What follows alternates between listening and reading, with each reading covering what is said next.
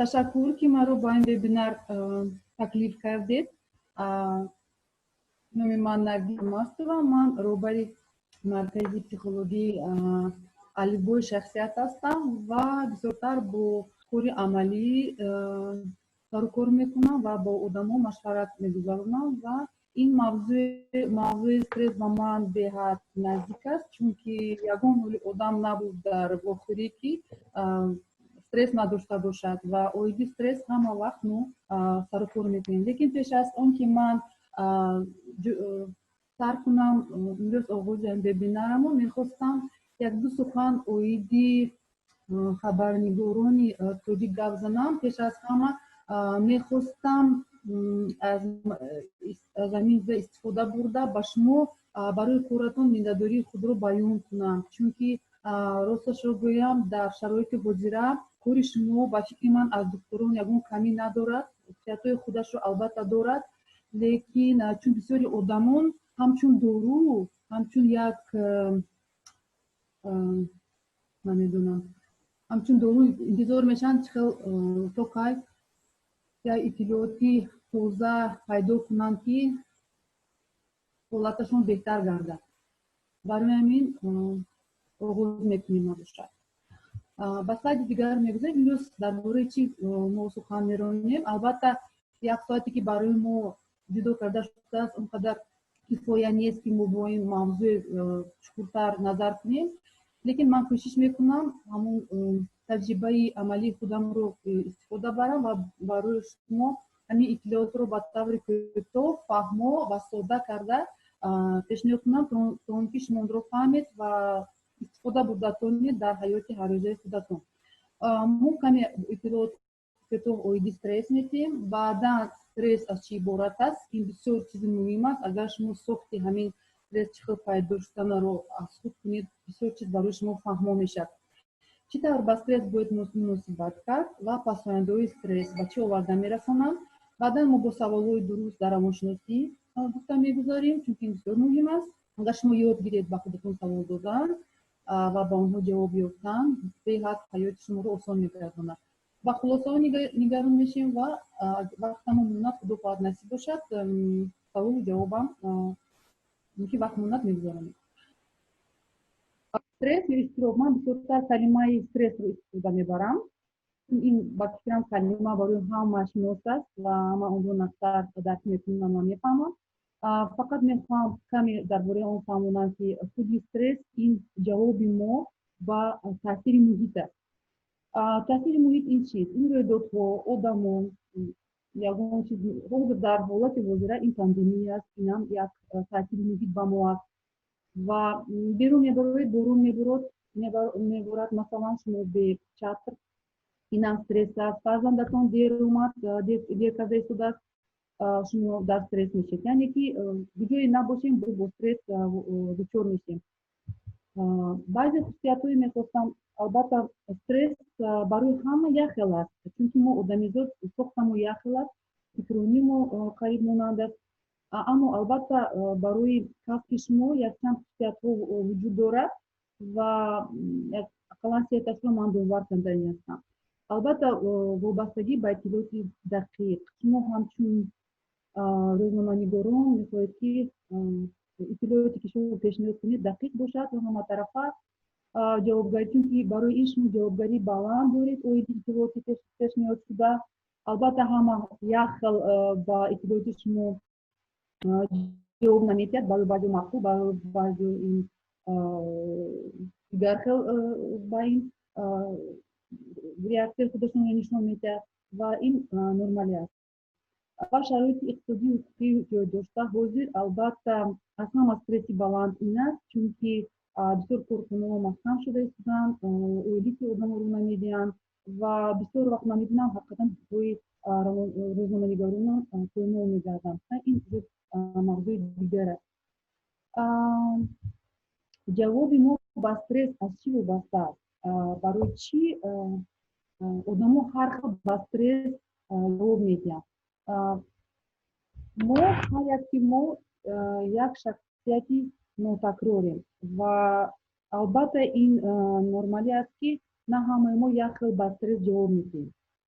लेकिन अगर با این چیز چکوتر از نظر روانشناسی نظر گذاریم همه چیزی که با ما روی میدهد من نمیدونم وقتی من ندیدم در تجربه من 100% آدمایی که مراجعت میکنن همش در کودکی از کودکی ما آغاز می‌یابد یعنی اون وقتی که ما تولد میشویم ما همچون ورق سفید هستیم توزه هستیم نیترالی هستیم و آهسته آهسته در محیط اویله از طرف پدر و مادر کشتبار نزدیکان در همین ورق سفید سناریوی حیات ما نوشته میشود و نه همه وقت این سناریو با ما نزدیک است و این سناریو خود ما اون چیزی که خدا با ما داده است در وقت تولد ما بسیار وقت پدر و مادر میخوان ما رو بینن چطوری که اون ارزوی حواسی که داشتن در خود نتونستن جامعه عمل کنن اون رو میخوان در فرزند خودشون بینن لیکن بسیاری پدر و مادر نمیپسند که خودی همین فرزند همین رو میخواد ببینه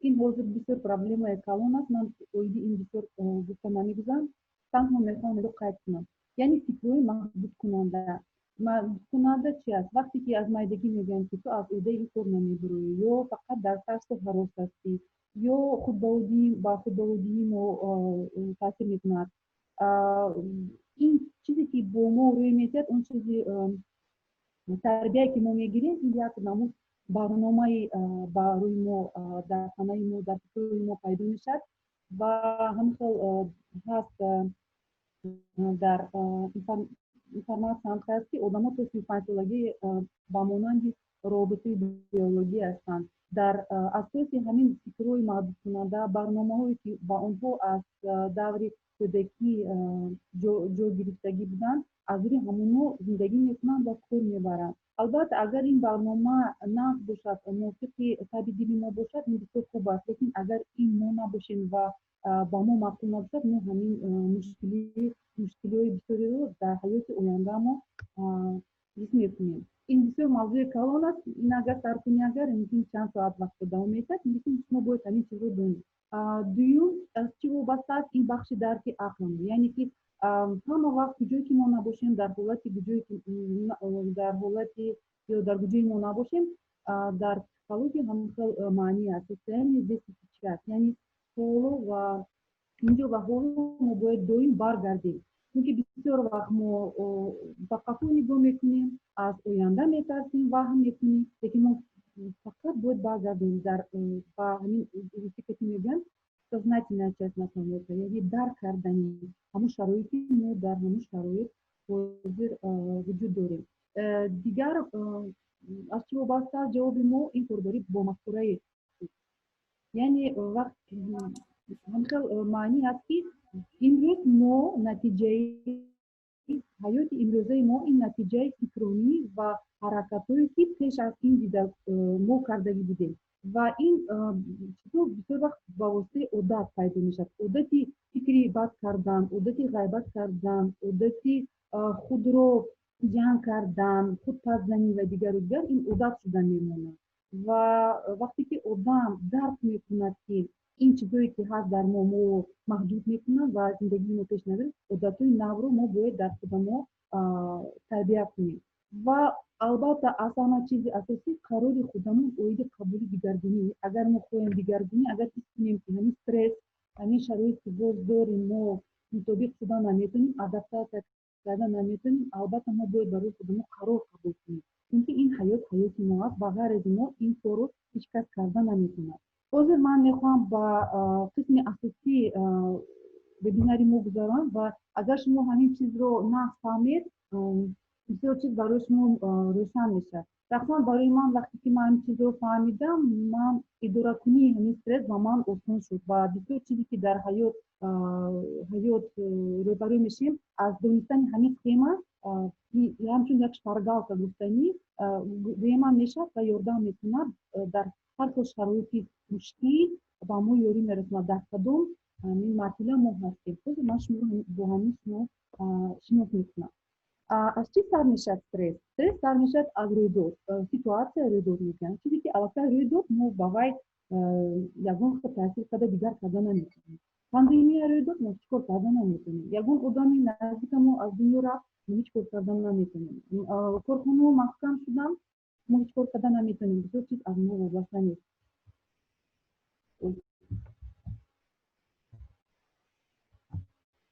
меня слышно? Алло. میشنویم. خب از اونجا یک چیز برآمد. من گفتم فهمم. رحمت. میشنویم. یعنی رویداد وقتی که رویداد پیدا میشد چی یکون میبیاد فکر، یعنی فکر مثل پاندمی سر شدن چی فکر میبیاد، یا اینکه آدم کسل میشد. مثال اگر مثالی ما گیرید وقتی که من کسل شدم فکر پیدا شد اوی من زنده میمونم یا میمونم، من چیکار کردم، چرا به انجام رسوندم، چرا به انجام نرسوندم، چطور میشه، چطور میموند، فرزندای من چطور میشه، هزار یک فکر در کله صبح میخورد. و البته رویدادها هر خیل میشه، رویدادهای مثبتی خرسندی، رویدادهای منفی. روز ما بسیارتر رویدادهای منفی رو در نظر داریم، چون که استرسی مثبتی اون چیز به ما فایده میرسوند، برعکس ایمنیته ما بلند میکند، خوشحال میسازد. لیکن ما بسیارتر درباره فکرهای منفی دیده میگذاریم، یعنی فکر پیدا میشه. بعدی که فکر پیدا شد، فکر اگر در همین مرحله ما فکر رو یک طرفه کردن نتونیم، فکر منفی رو اون ما به احساسات داده میشویم.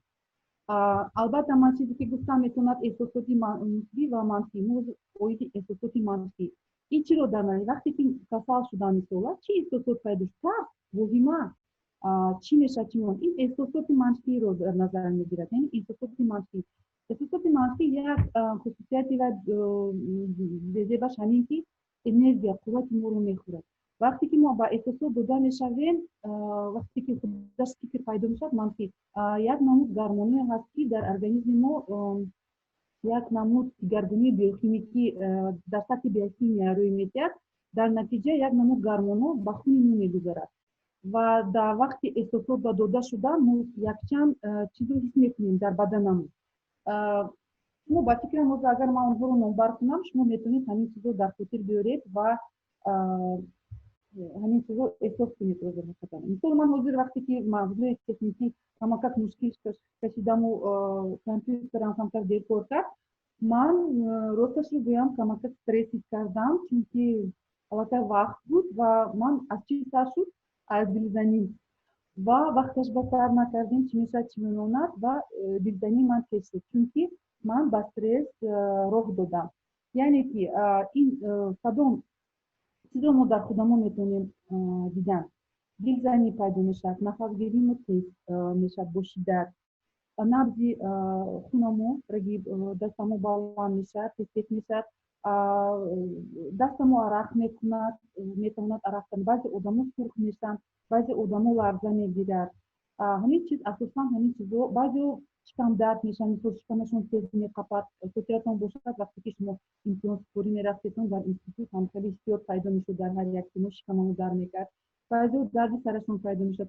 هر یک شخص به طور خودش در بدنش همین احساسات رو اثر میگذارند و اگر ما این احساسات رو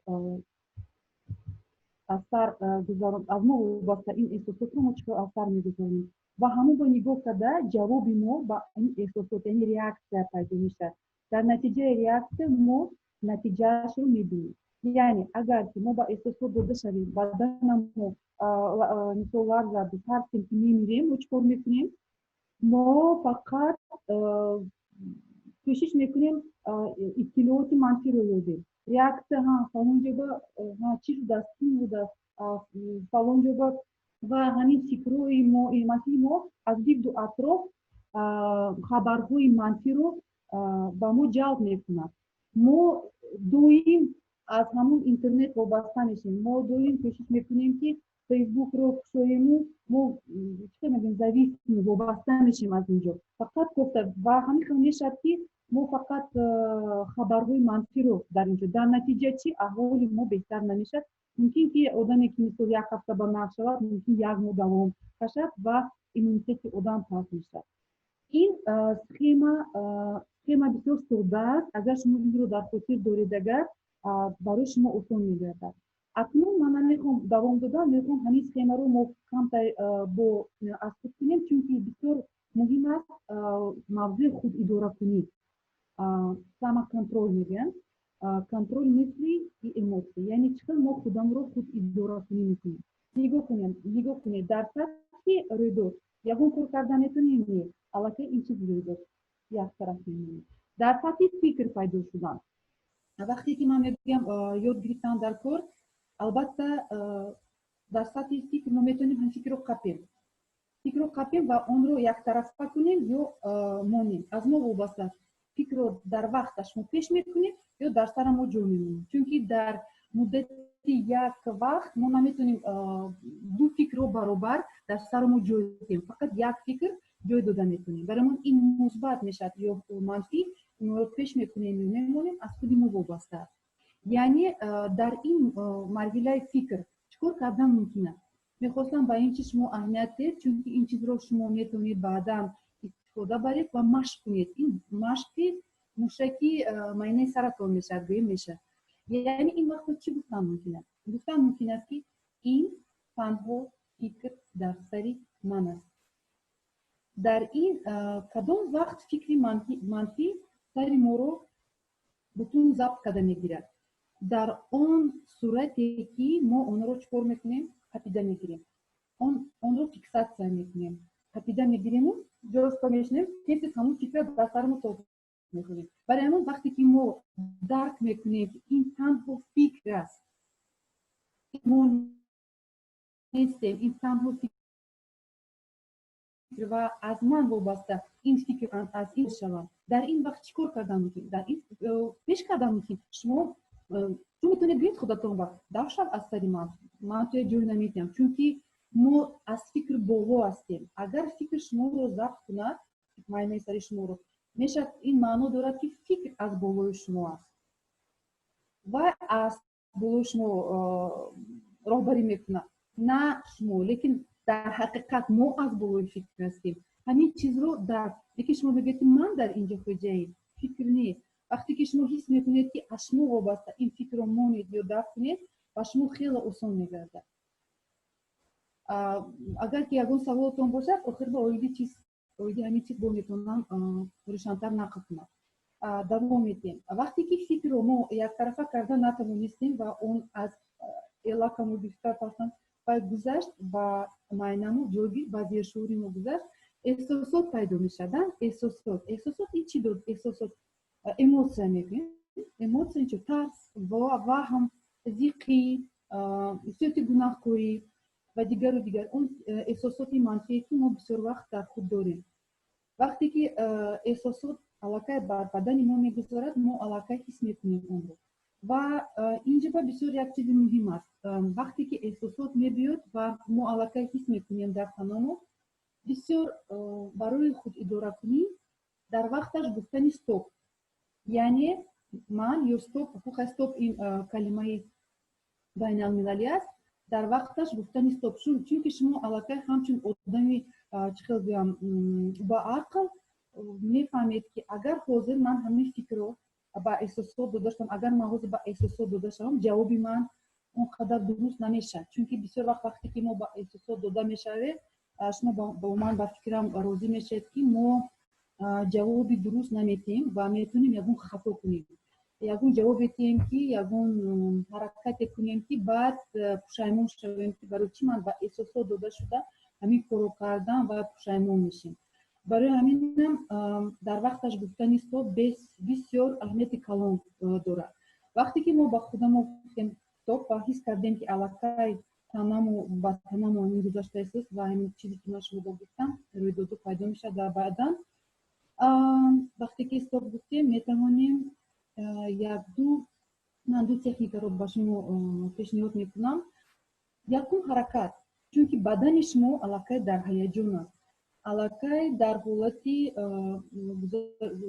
یک نمود بیوکیمیکی реакция میبود در تنه علاقه سر شد و شما باید از تنه آرومی به سر گذارونید یعنی چکار کردن در کار نفس از همه چیزی ارزانی که ما داریم و چیزی که از دست ما میبید برای این در دست ما نفس در کار نگون چیز دیگر نفس کشی است وقتی که شما به خودتون استوب گفتید شما میتوانید البته وابسته از کجای به شما هستید اگر امکانیت باشد در جای مثل من پیش از برآمد وقتی که عصبانی میشم که تمام بولیما میشه البته من نفس چکور میکشم аз 5 то 10 бора нафаси чуқур ҳар хел иттилоот ҳар хел дода мешавад. баъзе ҷавоба мисол мегӯем 4 5 6 баъд лекин барое ки хотиратон ба нағз истад 5 5 5ро ман ба шумо пешниҳод мекунам.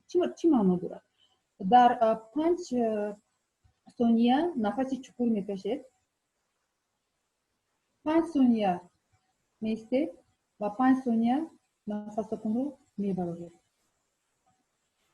худаш вақте ки аллакай ҳисобу китобро сар мекунед, майна фикрронии шумо ба ҳисобу китоб равона мешавад. вақте ки нафаскаширо сар мекунед, оксиген ба танатон мегузарад ва майнаи саратон гардиши хун беҳтар мешавад ва умуман бадани шумо ки ором шуд, майнаи саратонам ба ҷо меояд. агар хоҳед, агар мо ҳозир метавонем 3 бор кӯшиш кунем ва шумо мебинед то ҳатто вақте ки назди ман одамо мебинед як бор ҳаминҷа ба дида гузарем ва шумо аллакай ҳозир метавонед таъсирашро дар бадани худатон ҳис кунед ва ором мешед ва чӣ хел ҳиссиётҳо баъди вай ба шумо пайдо мешавад. тайёр ҳастед? мехоҳед гузаронем? биёед як бору ду бор гузаронем, чунки вақте ки шумо ҳаминро ҳозир мегузаронед, дар хотиратон нағзтар меистад ва мушакҳои шумо дар хотираш мемонад ва вақте ки ҳамин стресс пайдо мешавад дар ҳаёти мо, шумо дар хотиратон ҳамин чизо мебиёд ва тезтар ҳамин чизро сар мекунед. биёед ман як бор бо шумо гузаронам, агар шумо зид набошед, чунки ин бисёр муҳим аст. тайёр ҳастед? омода ҳастед? биёед сар мекунед. сар мекунем бо 1 2 3 5 сония нафаси чуқур мекашем.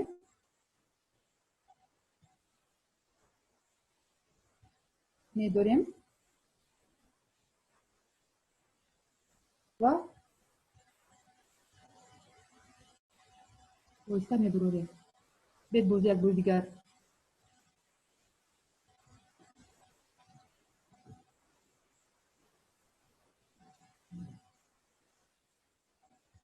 албатта аз сабабе ки вақтамо камтар метавонем бисёр кунем, лекин баъд охир ба худо хоҳад насиб бошад, агар вақтамо монад, мехостам аз шумо шунавам ки чӣ хел шумо ҳис кардед, ҳиссиёт дар баданатон чӣ хел пайдо шуд.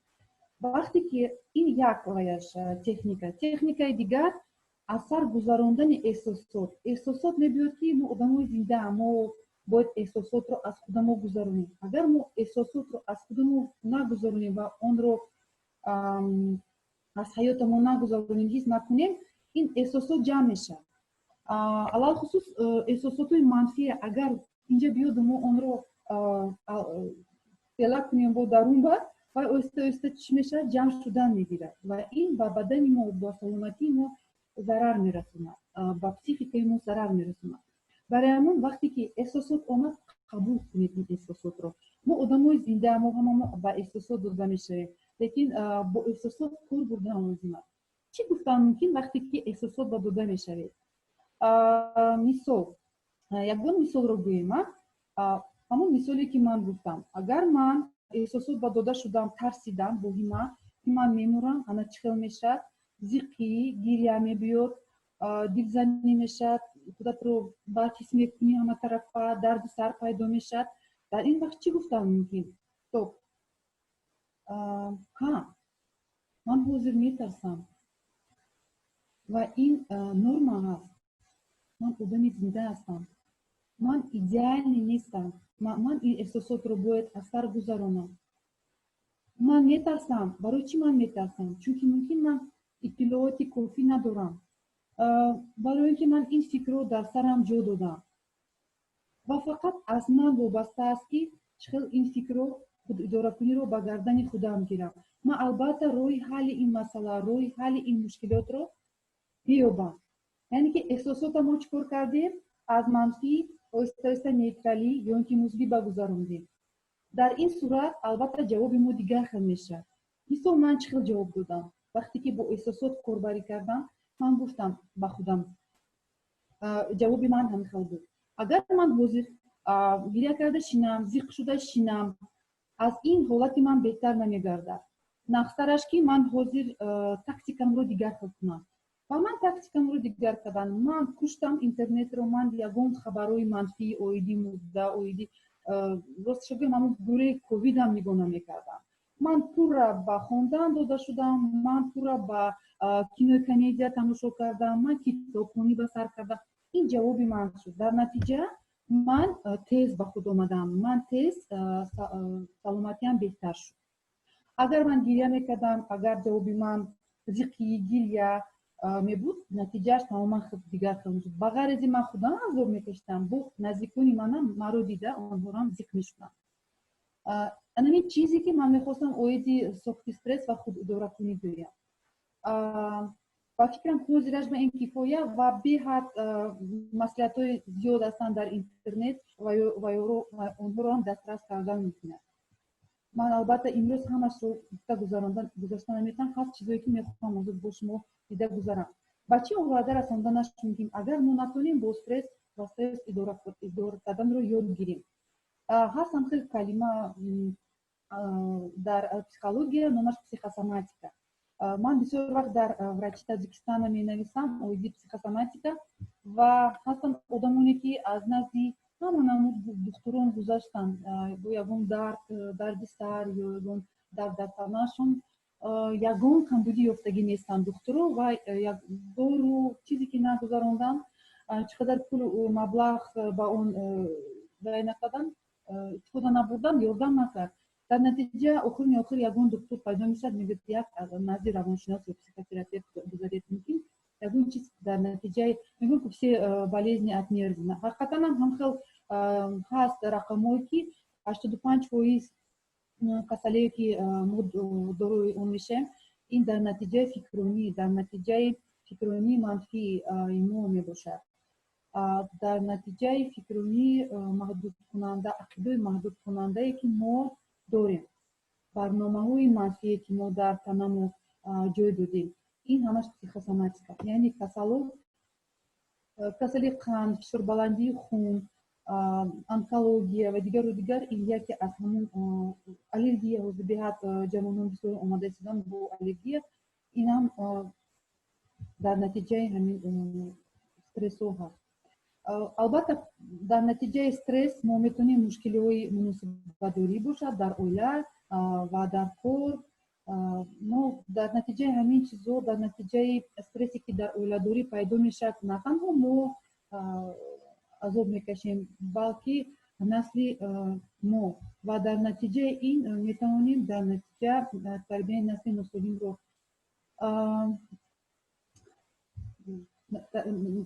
насли носолим ба воя расад. Он чизе ки ман ҳар рӯз мебинам вақте ки бо ҷавонон кор мекунам. Ва албатта агар стресс ин чизи бисёр қувватро мехӯрдагӣ аст. Вақте ки мо стресс пайдо мекунем, мо бояд барқарор шавем, бояд мувозинат бошад.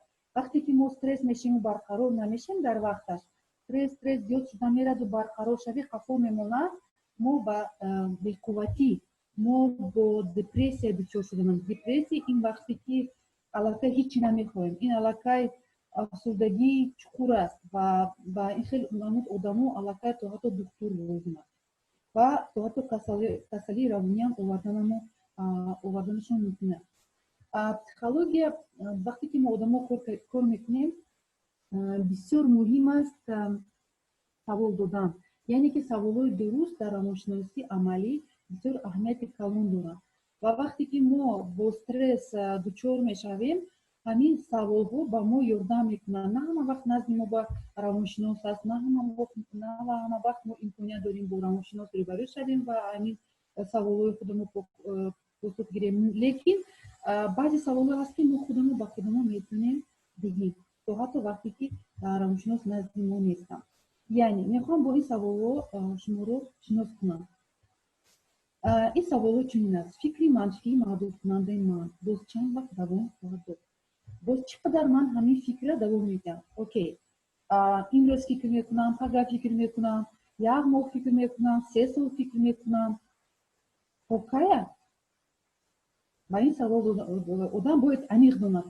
Манамин ягон кор шудми, ҳамин рӯз ман каме зиқ мешавам, лекин аз пагар ё бегунӣ ман бояд аллакай худамро ба даст гирифта рӯи ҳалли ҳамин мушкилиро пеш монам.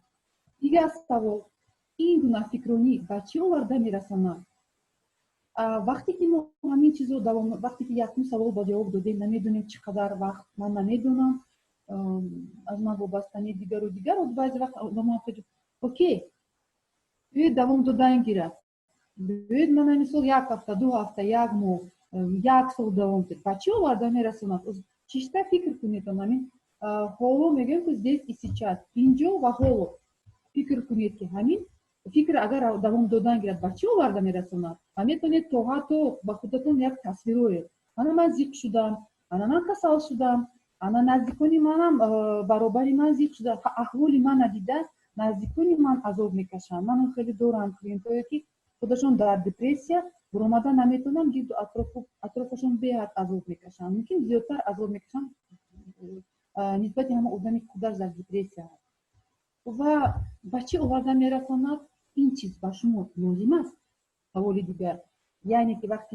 ин чизро мо дида мебурем ба худатон савол ки ҳамин чиз ман лозим аст албатта агар ин чиз барои шумо лозим бошад давом додан гиред ин дар шумо вобаста интихоби шумо аст дигар савол оё дар ҳолати ҳозира аз ман ягон чиз вобаста аст ба он чизе ки рӯй дода истодааст он шароит рӯйдоде ки ҳаст ҳозир ман ягон таъсири худамро метавонам карда ё не мисол ҳозир пандемие ки рӯй додаги дар тамоми дунё ман чӣ хел дигар карда метавонам чӣ кор карда метавонам ҳеҷ кор карда наметавонам аллакай вирус дар тамоми дунё паҳн шуд аз дасти ман шахсан ҳеҷ чиз намебиёд ва ҳоло агар ман оиди ҳамин чиз ҳад бисёр фикр кунам ин фикрро ҳамчун снежный ком мегӯянд вақте ки барфаки майдае мегирӣ ва он калон калон шудан мегирад ва бои барфи вақте ки месозем бутун сари майнаи моро забт карданаш мумкин савол вақте ки метем ҷавобаш омадан мегирам мо мегӯем мо ба ин ҳолат ягон хел таъсир карда вобаста нест лекин мо чӣ кор карда намумкин мо фақат дар доираи бадани худ дар доираи фикрронии худ таъсир карда намумкин мо пеш аз ҳама бояд ба худамон таъсир кунем агар ҳар як шахс ба худаш ёрдам кунад ба худаш таъсир расонад ба фикри ман ҳамин хел одам ҷамъ мешаваду дар ҷамъи умумӣ ин дигар хел мешавад дигар савол аз шароити ҷойдошта ман чӣ фоида мегирам яъне ҳастанд одамое ки вақте ки худашонро касал мегиранд барои бисёрашон дар ҳамин касал мондан бисёр фоида аст барои чӣ чунки онҳоро нигоҳубин мекунанд аҳамияти зиёд медиҳанд то ҳатто дар фоидаҳо ҳамхел ҳаст ки агар мисол мактаб нахоҳанд ё ин ки падару модарашон фикр кунанд ки падару модарашон нағз намебинад дигару дигар ва худашонро ба касалӣ меандозанд вақте худашонро ба касалӣ меандозанд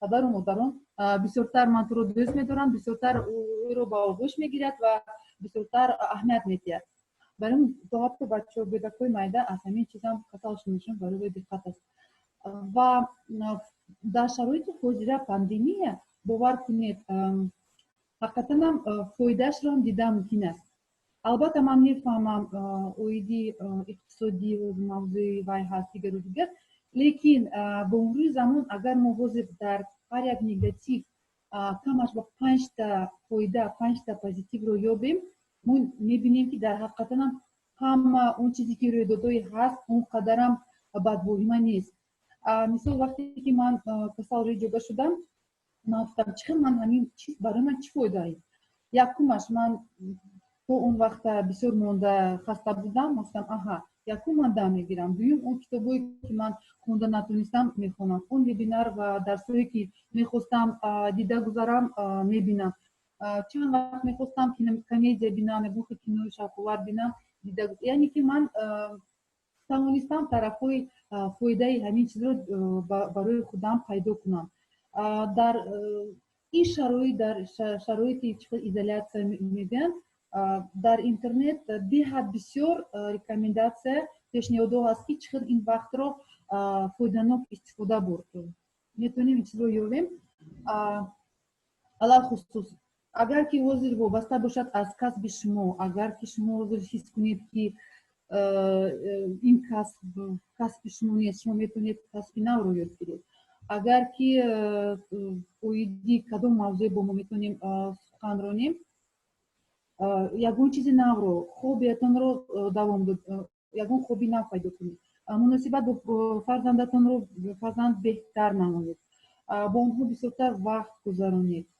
یگان کاری خانه و غیره و غیره. اویدی این چیز بسیار در اینترنت اطلاعات است و میتونید از اون استفاده برید.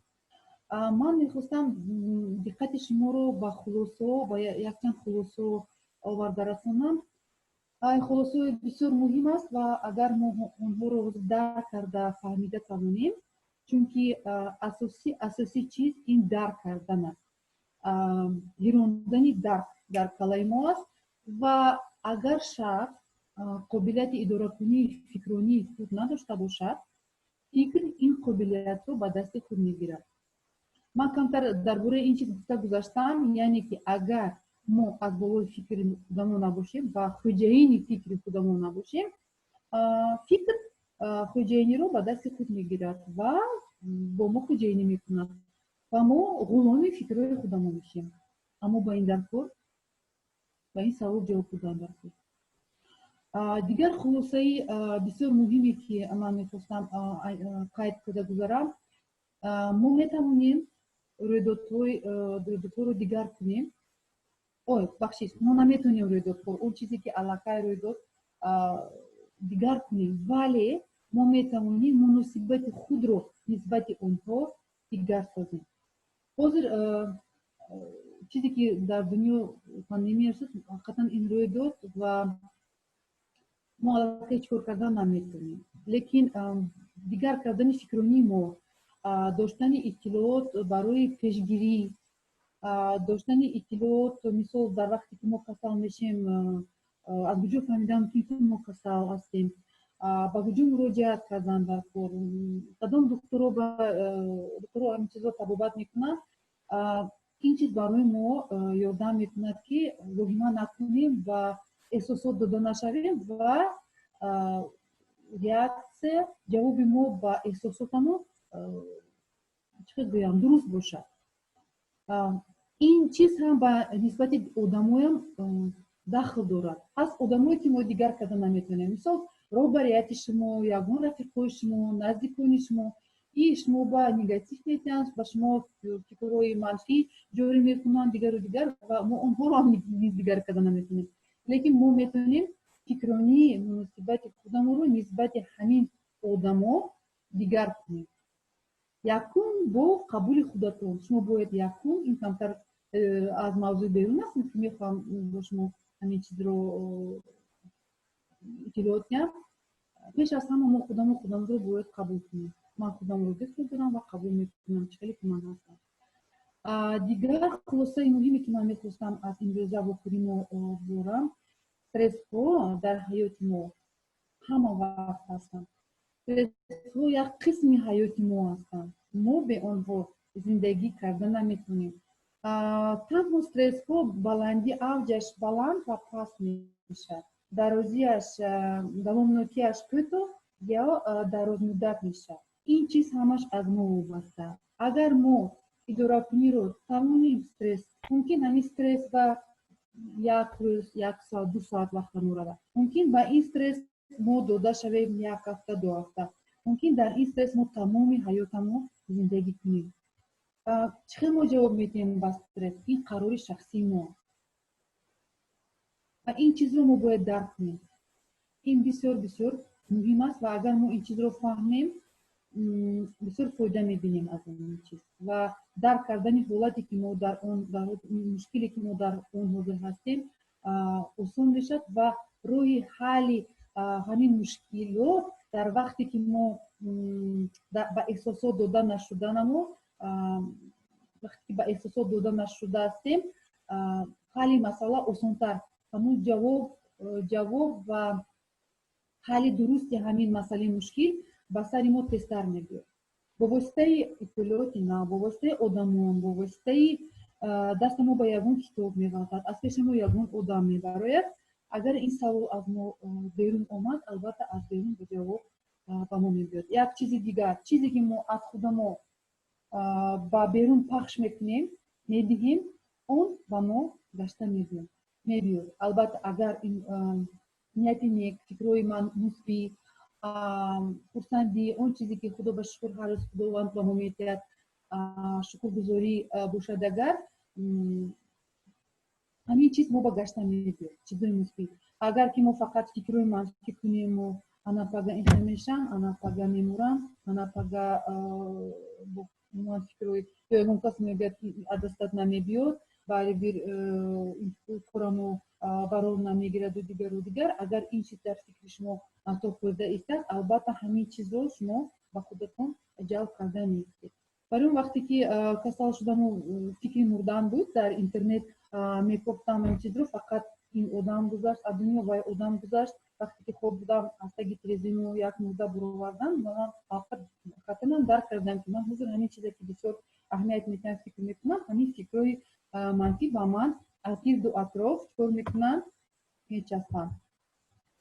این من کوتاه اویدی استرس و اداره کنی استرس با شما پیشنهاد نمودم و حقیقتا همین چیز ما زبانی روسی که بسیار معقول شد میگه که همون فکرهای ما از دشمن ما زیاد هستند و با ما ضررشون بسیارتر میرسد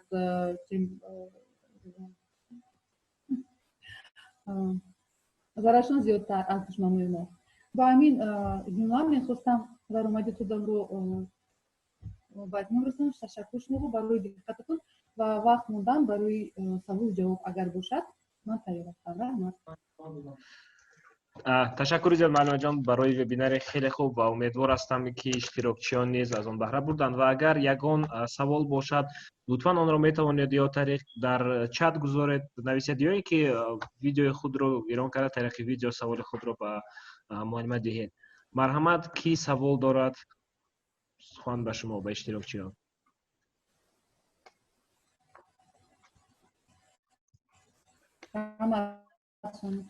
خوب همه خاموش است یعنی هیچ کس سوال ندارد یا همه فهمو یا این چیزه با فکری من ژورنالیست و آدمای بسیار باحال همش فهمیدم.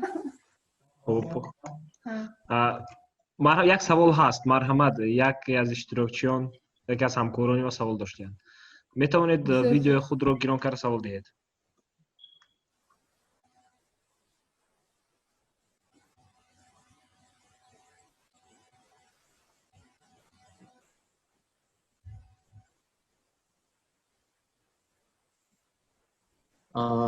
سلام آقای نرگس. خب سوال من این است که روزی ما درباره استرس بسیار گپ میزنیم و من همه خیلی کسال رو از سرم گذروندم و این تا اون درجه اومد که روز دکتر رفتم گفتن که تو وای یکم درجه نوروز. خب من علاقه میدونم که نوروز این علاقه کسلی هست که فقط با یاردم طبیبان توبت می‌یابد. سوال چنین است که در کدام در هم مرحله استرس بغیر از اون مشق نفسی که ما کردیم با آیا یگان خیلی دارو خوردن آیا یگان نمود دارو شما توصیه می‌کنید یا که مثال هستن که آدمایی که با یاردم اسپیرتوی شوکوی اسپیرتی چنین مرحله رو پس سر میکنن این درست است یا نه؟ تشکر برای سوالتون. اون دیاگنوزی که برای شما موندن باز شما که البته بخوری کردن در کار درد دارید یا اینکه بخوابی میکشید یا دیگر سیمتوم اگر باشد اگر اون چیزی که با دکتران وابسته است. البته سوایی که ما سر کار میکنیم این مدیسین نیست. ما کسبی دستگیر کننده میدیم یاری دهنده حساب میشویم و اوید شما اون داروهایی که برای شما پیشنهاد میکنند در حالت نوروز این موقتا است و سیمتوم شما رو پس میکند شما کمی خودتون رو بهتر حس میکنید و اون چیزی که شما گفتید الکگلم این کمی ما رو بهتر ولی که خصوصیتی از خون برآمدن دارد. اگر این چیز از بدن ما خارج شد ما باز با اون حالتی پیشتر میبینیم. برای دکتران من بسیار میخواستم فهمونم که باید با یک جایگی با روانشناسان کار برن چون که در چیزی که من گفته گذاشتم پیشتر بسیار چیزایی داریم در فکرانی ما است. ما ما уязвими هستیم از خودسالی برای اینکه در سر ما همین فکرهای عقیده‌ای محدود کننده نگاتیوی هست. وقتی که ما با کلینت‌ها کار میکنیم و از کجا همین استرس پیدا شدگی یا از کجا همین نیوروز پیدا شدن ما ریشه‌اش رو می‌یابیم. سر کار میکنیم و آهسته بعضی وقت با دوری کودکی گشته می‌بینیم و وقتی که آدم درک میکنه که آها این از همون استرس یکمی که به من روی داد از همون جا در من این ترس در دلم جا شد من فکر کردم که این ترس رو پس سر کردم لیکن در مرور زمان یک وقت تریگر پیدا میشد که همون ترس با اوج میگیرد و حضور ممکن در حالت پاندمی این یک بنمودی تریگر وهمه فوبیا یعنی که من چقدر که گفتم وقتی که استرس میشد ما باید برقرار شویم بسیار وقت میشد که استرس پسی هم میبیاد و وقتی که ما برقرار نمیشیم ارگانیسم ما جواب خود رو میده شخصا اگر شما که سر کار کنیم البته پیدا میشد اون استرسایی که شما اونها رو چقدر بگم با بالانس نآوردید اونها رو چقدر بگم استرس восстановление برقرار نکردید و همون استرس ها قوت شما رو پس کرد یعنی انرژیتیکی ویتون انرژیتون رو پس کرد وقتی که آدم انرژیش پس میشه یکی از بهانه‌های برای چی به نیوروز میبرد این پس شدن انرژی آدم است قوت آدم در نتیجه فکرانی منفی و قفسهایی که ما خودمون در سر خودمون میسازیم برای اون نیوروز این نرم هست نرمی مثال ولی خودتون رو کسل نپندارید شما آدمای صحت هممون невротические расстройства داریم این کسل هم خیلی کسل روانی حساب نمیشد این расстройство است من نمیدونم زبانی توجیهی болезни هست расстройство اینا موقتی هستند اگر با همین سر و کار کنیم و ریشه‌اش یابیم و یک طرفه کنیم اون وقت ممکن شما فهمید از کجا این وقتی که شما همین فهمید و درک کردید فکرانی شما هم دیگر میشه قفسو گشوده میشه دارو ما بسیار وقتی که میبینیم که کلینتی ما در هیجان است یا اینکه علاقه حس میکنیم که دارو لازم است اقلا همون مدتی که وای میبیاد ما وای که سر و کار میکنیم البته ما میگیم یگون دارویی که شما کمی آروم میکند یا مثلا از خوب سر کردنتون در کار چون که وقتی که ما خوب نمیریم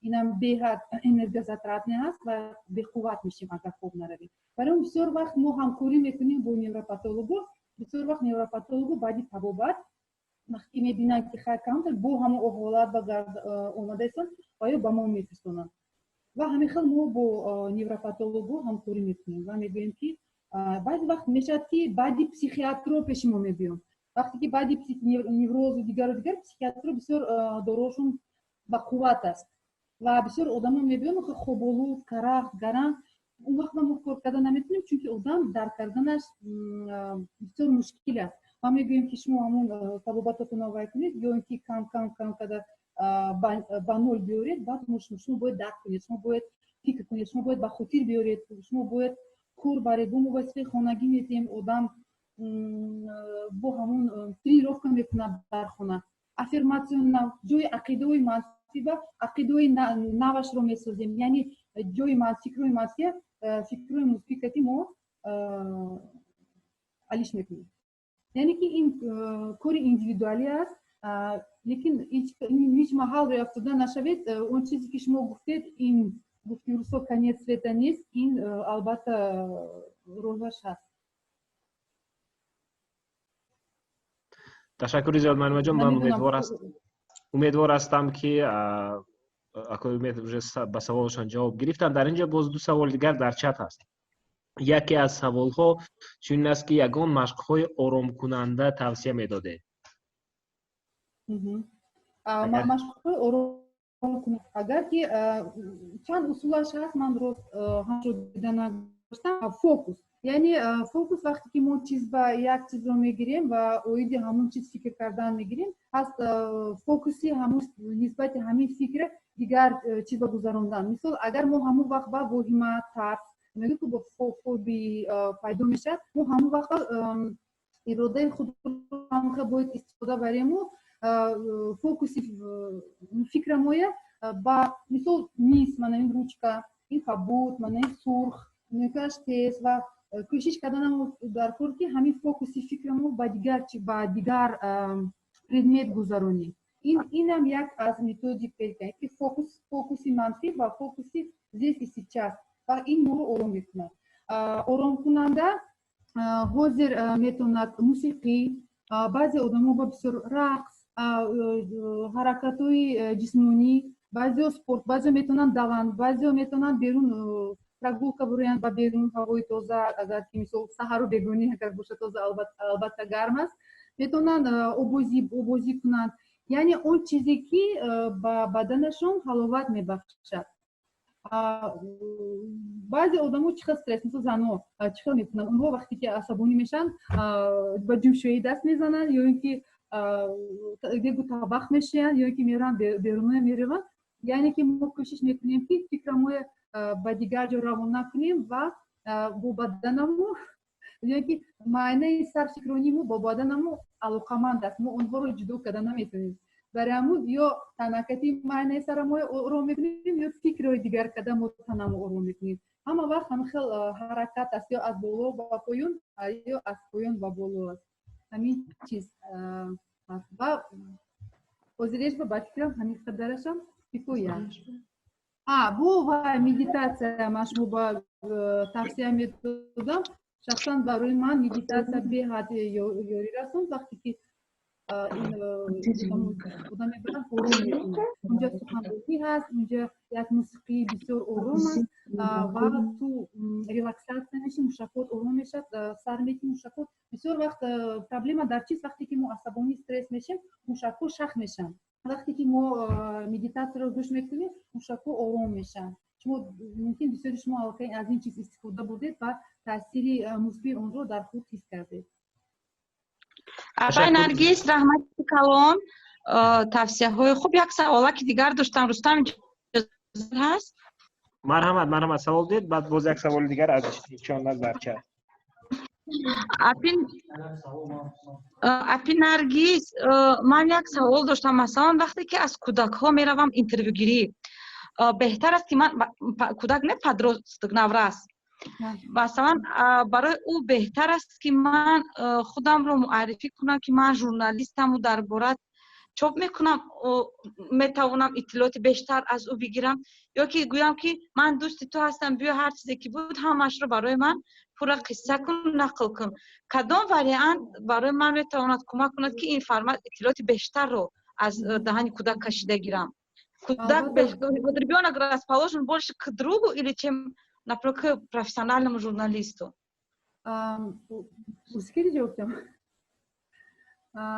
Многое зависит от того, какой у вас степень доверия появится у вас ребенка к вам.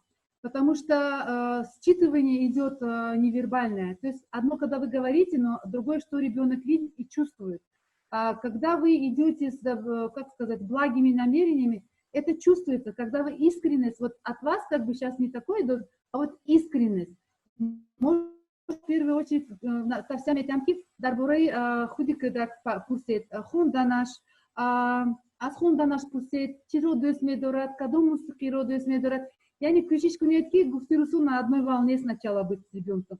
Вақте ки шумо дидед ки кӯдак аллакай нигоҳаш дигар шуд, чашмакош дигар хел, ҳаракаташ дигар хел, аллакай маҳкам нест, дар он вақт фақат вай ба шумо кушода мешавад. Албатта он чизе ки аз берун аст, асосан дар кӯдакое ки интернат ман кор кардагиам медонам, онҳо маҳкам ҳастанд ва одамое ки аз берун мебиён барои ваё як опасность гуфтани вай аст, метарсанд аз вай одамо. Барои ҳамин пеш аз ки кӯдак шумо кӯти кушода бошад, шумо бояд сатҳи бовариятон дар чтобы у вас была степень доверия. Сначала нужна степень доверия. Мумкин шумо ягон чӣ мебиёред бачаҳо, мумкин қатёшон вақте ки ваё бозӣ мекунанд, шумо мегӯед ҳеҷ хеле будааст, қатёшон бозӣ мекунед, яъне ваё мебинанд ки шумо надзирательные, шумо ягон проверяющий нест, шумо ҳамин хел одам чӣ хеле ки ваё ҳастанд ва ба шумо бовар кардан мумкин аст. Ҳамин чиз ба фикрам асосан. Лекин чӣ қадар шумо искренни, чӣ қадар аз таҳти тил гап занед, инро ҳис мекунанд кӯдакҳо. Бисёр ҷиҳати ва ё оли сохтакориа намедонанд ва ё он чизе ки мебинанд ҳамон чизро ҳис мекунанд ва мо бояд ҳамин чизро ба инобат гирем. раҳмати калон апа. ташаккури зиёд. Ташаккури зиёд маълимаҷон. Боз дар чат як саволи дигар ҳаст. Мегӯянд ки худи журналистон барои мардумро бо маводҳои худ ба стресс гирифтор накардан чӣ тавр матолибашонро бояд пешниҳод кунанд? Албатта ин саволи хеле мураккаб аст ки бояд дар инҷо ҳам этикаи журналистикиро ба назар гирифт ва ҳам стандартҳоро. ман ҳамин савол пеша сар кардам, гуфтам ки ҳамин хел ба худам ҳамин саволро додам ки ман намегӯям журналистҳо дар ҳақиқатан ҳам чӣ кор карданашон ки ва як фикр дар сарам омад. Кӯшиш кардам дар кор ки умуман психология ба ма хеле чист. Вақте ки шумо менависед ҳамун мақолатонро, кӯшиш кунед вайро ба сабт натиҳед. Баъди 2-3 рӯз як бори дига хонда гузаред ва тасаввур кунед ки шумо ҳамон одаме ки аз ин тарафи саҳна аст ва хонда гузаред, бинед ки ҳамин посте ки ё мақолае ки шумо нависта истодед, худи худатон чӣ ҳис мекунед. Баъд калимаҳои кӯшиш кунед калимаҳои истифода баред ки ҳамун беш нейтрали. Баъзе вақт мехоҳед ки росташро гӯед, лекин баъзе вақт кӯшиш кардан дар кор ки ҳаст триггер калимаҳое ки ҳамон одам мефаҳмаду тамом ҳамон ба зацикливаться мешавад, ҳамон фикраш ба дар меояд. Лекин шумо кӯшиш кардан юмора истифода бурдан, ҳаҷва кӯшиш кардан вақте ки шумо ҳамин чизро пешниҳод мекунед, чизи манфиро, роҳи ҳалли ё ба одамон савол додан, вот шумо чӣ кор мекунед, ё фалонҷо ҳамин доири ҳамин савол ҳамин хел ҳал кардан. Ҷавобаш ҳаст, яъне ки ин ҳалли масъала ҳаст ва агар шумо дошта бошед пешниҳод кунед, надошта бошед ҳамин саволро ба одамо гузаронед. Шумо чӣ фикр мекунед? Яъне ки ҳама чиз чӣ хел гӯем всё в этой жизни относительно. Он чизе ки мо мегӯем имрӯз пага аллакай дигар хел аст. Ҳамхеле барои мо кӯшиш кардан дар кор ки агар имконият бошад ба таври мусбит, ба таври дипломатӣ, ба таври метавонед ҳамон мақолатонро ба ягон каси дигар тепки ва хонад ва гӯед ки ой мақолаи ту как негативаш бисёр ман зиқ шудам, ман фикрӣ шудам, ман хеле чизош аст. Албатта ин маъно надорад ки ҳама одамо як хел ҳамон мақоларо як хел мефаҳманд. Мо наметавонем гарантия додан. Ман мисол барои як кас маъқул ҳастам, барои дигар кас налга, барои як кас мақолаи ман маъқул мешавад постой, барои як кас анқадар ман ба петитсия менависад. Ин нормал аст. Мо наметавонем барои ҳама нағз будан. Барои ин агар ки ман ҳозир ҳамин чизе ки ба шумо пешниҳод кардам истифода баред, мумкин ки барои шумо ёрдам мекунад. яъне ташаккури зиёд. Агар ки хулоса кардагем, пас аз инҷо бармегӯяд ки вокуниш ба мақола бисёртар аз худи инсон вобаста, аз худи хонанда вобаста аст, на он қадаре ки аз муаллиф. Яъне муаллиф албатта ки хуб мешавад аз стандартҳо истифода барад, аз гӯем арзишҳо берун набурад, аз арзишҳои касби журналистӣ. Аммо агар ҳатто мақола аз ҷиҳати стандартҳои журналистика, аз ҷиҳати арзишҳои журналистӣ ба дараҷа олӣ ҳам бошад, пас аз эҳтимол дур нест ки ин ё он нафар ба таври худ онро мефаҳмаду боз стресс мешавад. Пас бисёртар ҳамон хонанда бояд худаш ҳам на фақат ҳам албатта ки журналист бояд ҳаракат кунад ки аз стандартҳо берун набарад, аммо аз тарафи дигар хонанда низ пеш ҳангоми истеъмол кардани чунин контент бояд ки ба назар гирад ки чунин иттилоот бояд чӣ гуна ба ӯ таъсир мерасонад ва вокуниши худро идора кунад, яъне эҳсосоти худро. ҳамин хел гуфтан мумкин аст? Хабарнигорам одам аст ва ҳам эҳсосоти худашро дорад. баъзе вақт мисол мо мехонем ҳақиқатан ҳис мекунем то чӣ андоза ҳамин дард наздик аст ба хабарнигор. Барамун хабарнигорам ҳамчун равоншинос набояд ба эҳсосот дода шавад, чунки хабари иттилооте ки вай меояд як кас ду кас намехонад. Инро беҳад бисёр одамо хонда мегузаранд. Барои ин чизро дар назар доштан дар кор ва ин чизое ки пешниҳод мекунад, иттилоот бояд аз таҳти дил бошад, на чӣ хел ки роҳ бояд ман журналист бояд инро пешниҳод кунад, бояд аз он тараф одам ҳис кунад ки ҳамин журналист беҳбудӣ мехоҳад, ҳамин журналист мехоҳад ки ҳалли ҳамин масъалаи мушкил мисол ёфта шавад ва дигар эҳсосот. Мисол ман шумо чӣ хел гап зад задем ба эҳсосот, шумо ҳис карда истодед. ҳамин вақте ки мо ҳамин чизоро мехонем аз он ҷоем ҳис карданам то ҳатто кадом вақт одам менависад эҳсосот бо қалам нависад эҳсосоташ мегузарад бо ҳамун ҳарф бо ҳамун ҳиҷоб бо ҳамун ҷумлабандиёш. ташаккури зиёд. дар ин ҷо як илова кардан муаллифи ҳамон савол ки журналист чӣ гуна маълумоташ иттилоотро пешкаш намояд то ин ки мардум ба стресс гирифтор нашаванд ва чунин илова кардан ки гап на фақат дар сари хабар меравад гап на фақат дар сари мақола меравад яъне чӣ хеле ки гуфтед мақоларо нависаду ба ҳамкоронаш диҳад ва фарз кунем як рӯз ду рӯз пас боз худаш хонаду баъд аз он дар фикри чопи он шавад. Ин доир ба мақолаҳо доир ба маводҳои аналитикӣ шояд ки ин чиз рост ояд, аммо баъзан маълумоте ҳаст ки дар шакли хабар омода мешавад дар ин жанр ва ин чиз аллакай оҷилиятро металабад, яъне бояд ҳамин ҳозир агар накунед шояд ки як рӯз пас не аллакай 1 соат ё 2 соат пас ва кӯҳна шавад. Дар ин ҳолат чӣ кор кардан мумкин аст? дар ин ҳолат вақте ки дарав ина додан дар кордан пеш аз оне ки шумо ҳамин мақоларо бояд чоп кунед як бори дигар истода ба худатон савол доданатон дар психология саваи тарзи саволтӣ аст ва ба худатон ҳамин мақолае ки бо ин мақола ман ба кадом мақсад расидан я мақсади ҳамин чоп кардани ҳамин мақола дар чӣ аст, яъне ки чиро ман мехоҳам бо ин мақола барои одамо тиям. Агар мақсад статистика мисол хабари тару тоза дода бошад агар ба таври объективӣ мехоҳам ки одамо ҳамин чизро донанд мисол миқдори одамое ки мисол касал ҳастанд ё мисол дигар инҷа ҳеҷ гап нест, лекин вақте ки оиди ягон шахс оиди ман намедонам оиди ки албатта агар ҳамин иттилоот 100% боварӣ дошта бошад албатта ин 100% метавонад чоп кунад, лекин ҳамин савол пеш аз ҳама додан ки бо ҳамин иттилоот ман кадом мақсад дорам, просто барои иттилоот ё ин ки мехоҳам одамо дар сарашон фикр пайдо шаванд ё одамо ман намедонам мақсади шумо чӣ, мақсади шумо бо чоп кардани ҳамин мақолаи ки фаврӣ аст чӣ аст. ва вақте ки шумо кардед аллакай одамо хондан диданд барои ҳамон ба фикри ман савол додан дар кор ва одамо чӣ фоида мебарад ва одамо аз ҳамин чиз чӣ мегиранд, мумкин ки ҳамин он тарафи ваям дидан дар кор. мақсади чоп кардани ҳамин мақола ба фикри ман.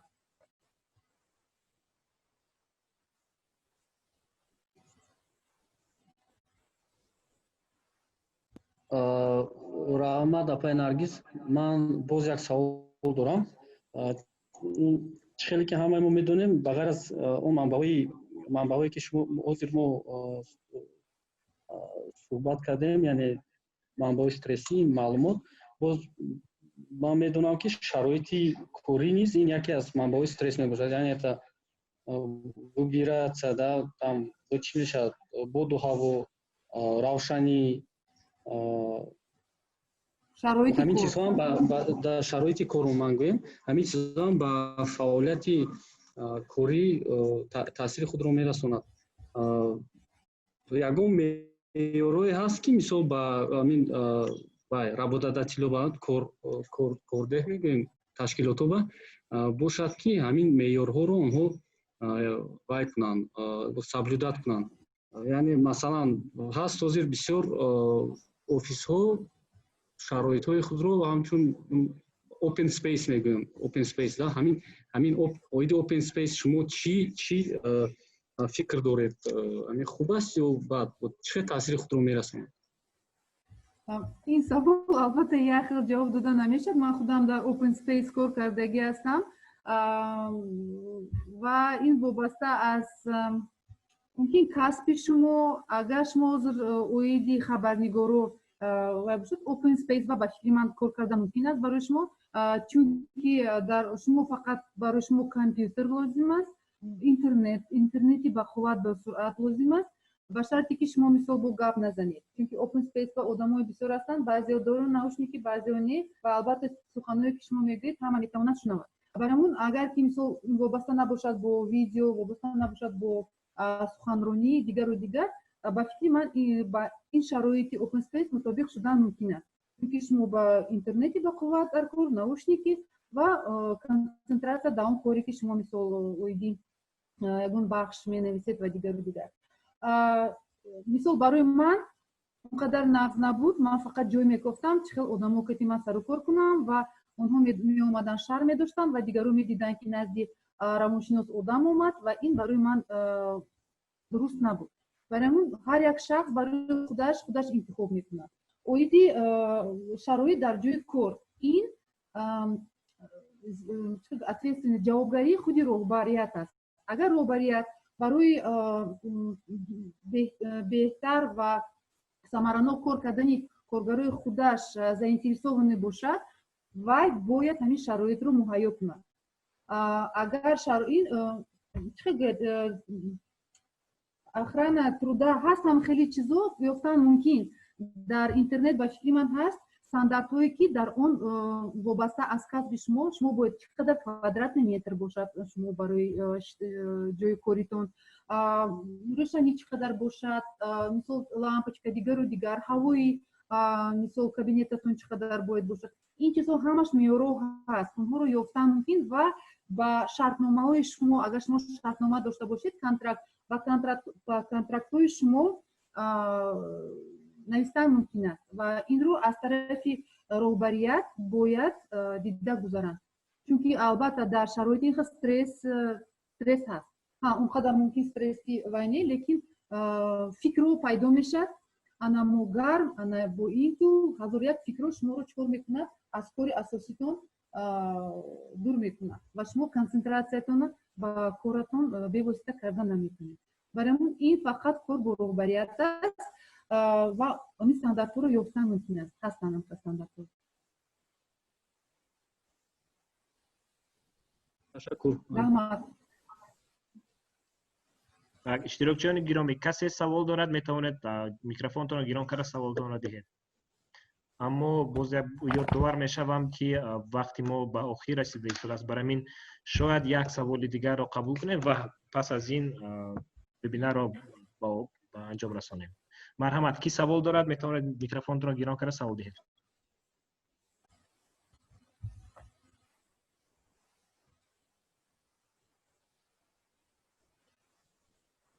агар саволатон бошад ва баъдан пайдо шавад, шумо метавонед ба Рустам фирсонед. Рустам ба почтаи ман мефирсонанд, ман метавонам ба ҷавоб диҳам ба шумо.